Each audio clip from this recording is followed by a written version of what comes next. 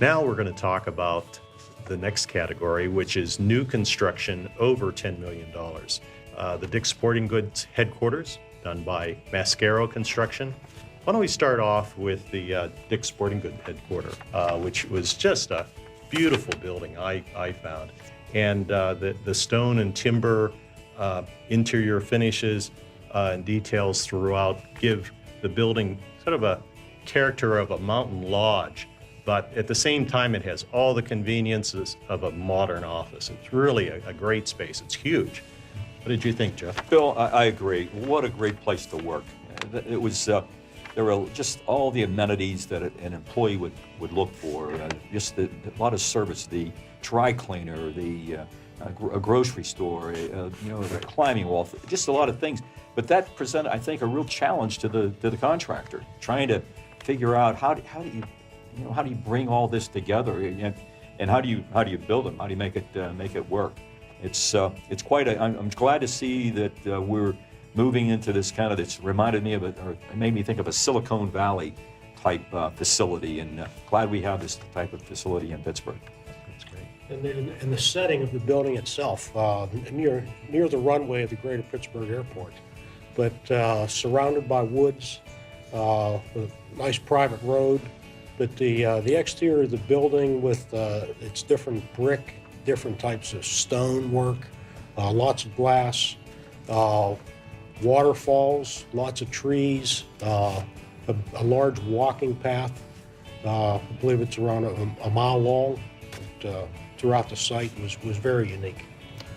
Well, I think the building certainly wasn't without its challenges. In addition to the normal building codes that had to be adhered to, there were FAA regulations because of the location of the building adjacent to a runway, which also brought up the requirement for sound control devices that had to be included within the building. Being adjacent to an active runway at the Pittsburgh International Airport is a real challenge for the contractors to be able to make the building suitable to use as an office building. I think the fact that there was a very tight and complex schedule to be adhered to was another challenge. The requirement to move the construction forward quickly put a demand on the architects to piecemeal the drawings to them as the project evolved. And the design itself being really quite unique. Dick's has built two buildings previously. This is their third building, and they would like it to be their last move. So the building's been designed in a way that it can be expanded. It's a hub-type configuration, and it will be able to handle future expansion and literally be able to double the size of the building on that site, and therefore not require another move as time goes on.